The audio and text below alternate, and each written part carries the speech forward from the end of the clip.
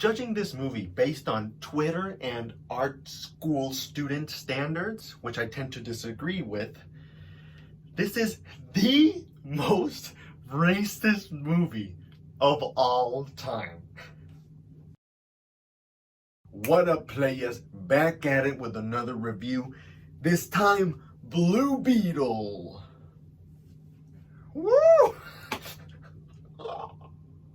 Well, as usual, before I start absolutely roasting this movie, how about we start with some of the positive things it has? Yes? The first of which is the main actor, of course, Solo. I don't know his last name. He was the absolute standout of this film. When the film needed him to be, funny, he was funny. When he needed to panic, he panicked a lot. When he needed to scream and cry, he did a very good job.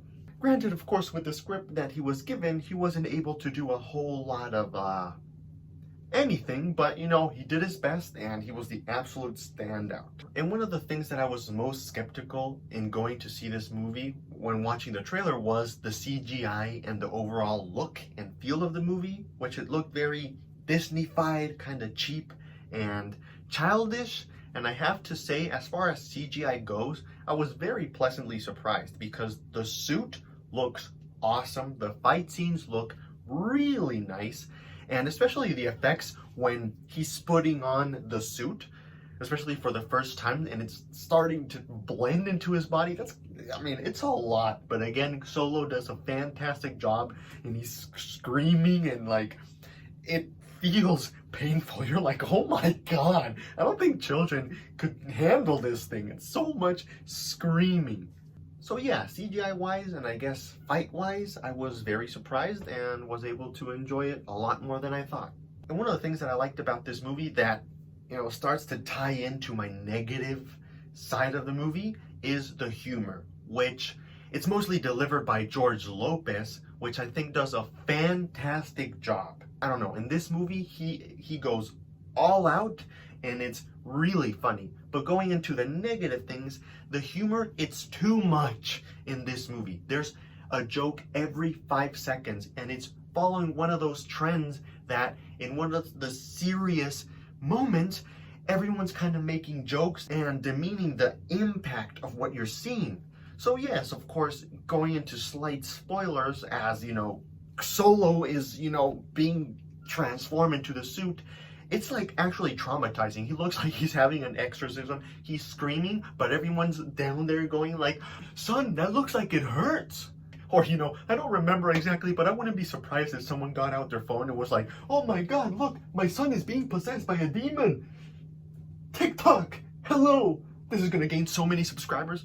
It's those kinds of jokes where they shouldn't be. And again, one of my favorite parts, George Lopez, that does a great job and is hilarious. He has way too many jokes and it's too much. So a lot of them hit very hard and a lot of them I was like, damn, that was awful. It feels so forced.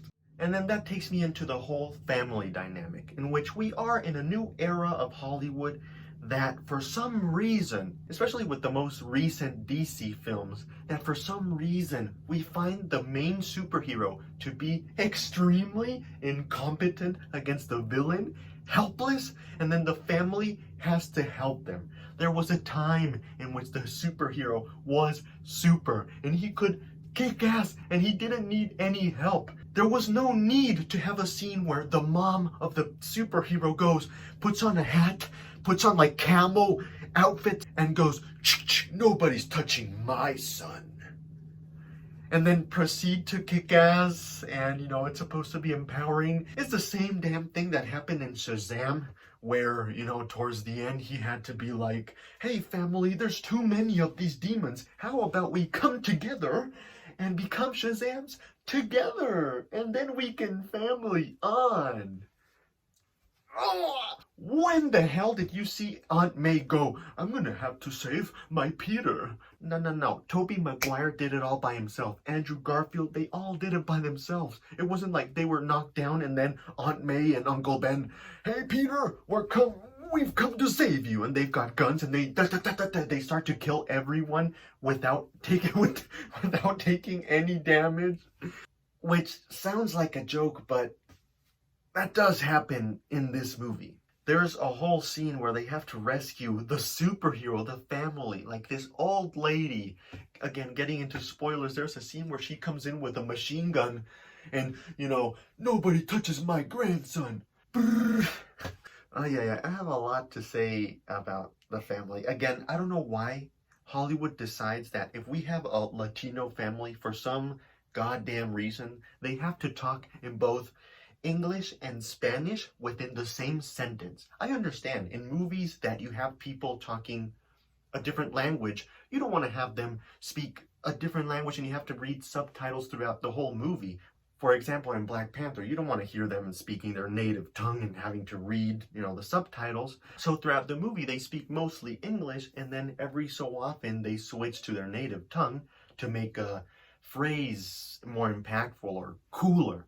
But for some reason, when it comes to Latino people, Hollywood just has to make them interweave languages in sentences. As an example, when the grandmother rescues the superhero, again, the grandmother, she comes in with a machine gun. Guys! She comes in with a machine gun and basically gets in front of military-trained super soldiers and goes, "No one touches my nieto." Or in emotional scenes, the father is like, "Hijo, trust in your papa." I can't even get through a goddamn sentence without cringing. And this whole thing ties back to the whole racism I mentioned in the beginning of the video. Without getting too deep into the subject, nowadays, people like to say that everything is racist, especially when it comes to cultural appropriation or whatever. And I tend to disagree. I'm very interested to see how different cultures around the world react to certain films. So for example, I have this one Chinese person who happens to be the person I went to see the movie with. I asked him if he'd ever seen Shang-Chi, Marvel's Shang-Chi. And he said that he hadn't because he believed it was probably going to be racist. And to be honest, I'm not Chinese, but I can't really see a whole lot in that movie that is straight up racist, Of course, there's a lot of cultural appropriation, but it's Asian people that are wearing that stuff and they're speaking their tongue, and it involves a lot of the legends, maybe not in the most accurate way, but to me, it feels like it's done in a very loving way. There's never a scene where a Chinese person goes, "Oh, look at who's, the classic racist or demeaning, what I'm talking about." They don't go "Ching Chong Chi," okay? So I was like, all right, so, he thinks Shang-Chi is racist. Apparently, Teenage Mutant Ninja Turtles, he also thinks is racist. Okay, well, I took him to see this movie, and, with his standards, again, in Shang-Chi, there was no part where a character went "Ching Chong Chi." In this movie, it was literally la cucaracha, mariachi, la mama, la mama.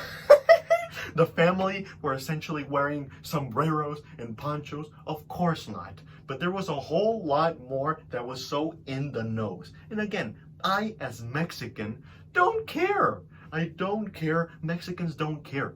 If there's something that is a cliche with the Mexican cultures, it's true. Yes, we listen to mariachi. Yes, we like tacos. Whatever. But this movie, again, with the perspective of an art student, looking at it, or a Twitter person ready to slam into the keyboards, this is the most racist and generic, demeaning movie of all time towards Mexicans. Again, I don't care. I had fun. That's why George Lopez's jokes really hit, because I was able to connect with them. Of course, my Chinese friend wasn't. George Lopez was like, "Get the chancla, get the sandal," and I was like, of course, it's true, the sandal is great. It's an iconic thing to Mexico.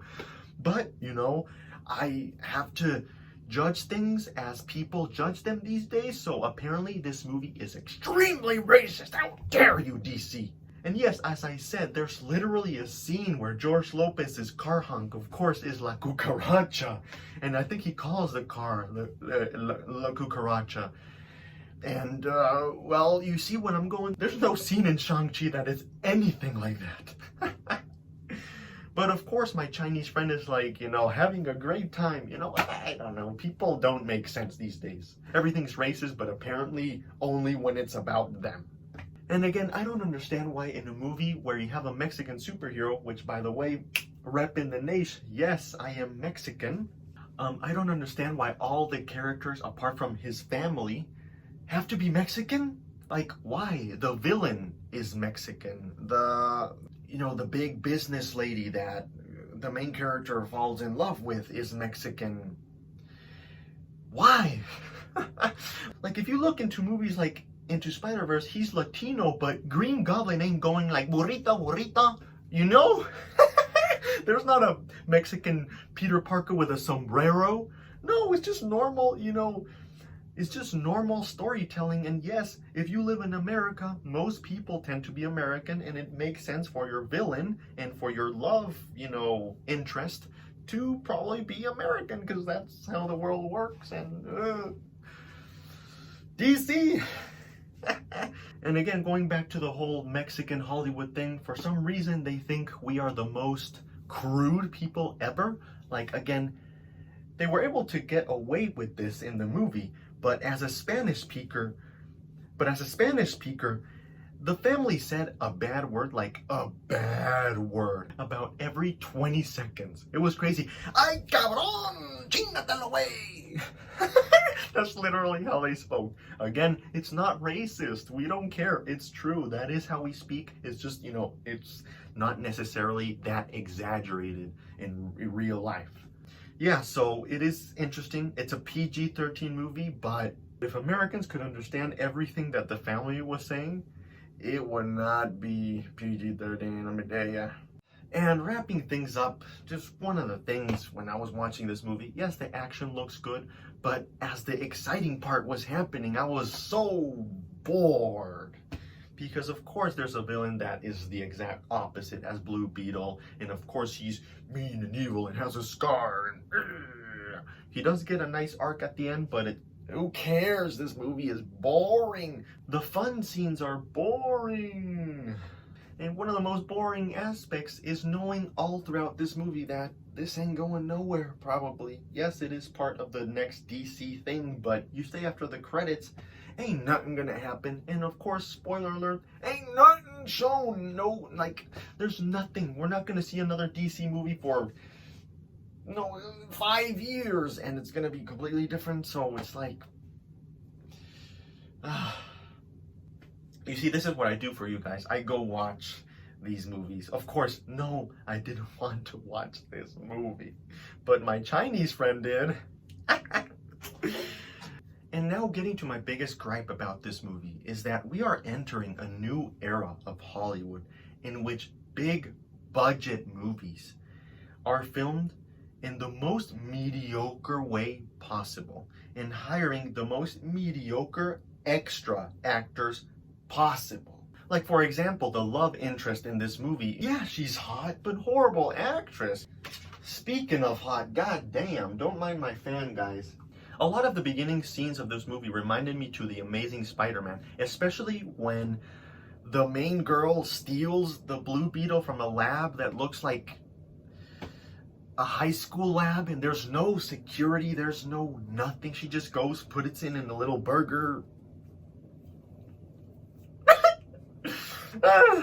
Anyway, the whole time I was appreciating The Amazing Spider-Man, because it's such a similar scene, but it's like two different worlds in production value. In The Amazing Spider-Man, yes, say what you want about that movie, it has atmosphere, it has an interesting color palette, there's production in it, there's inspiration. And this movie is just put the camera here, let's get a lab, just make a lab and we'll film it.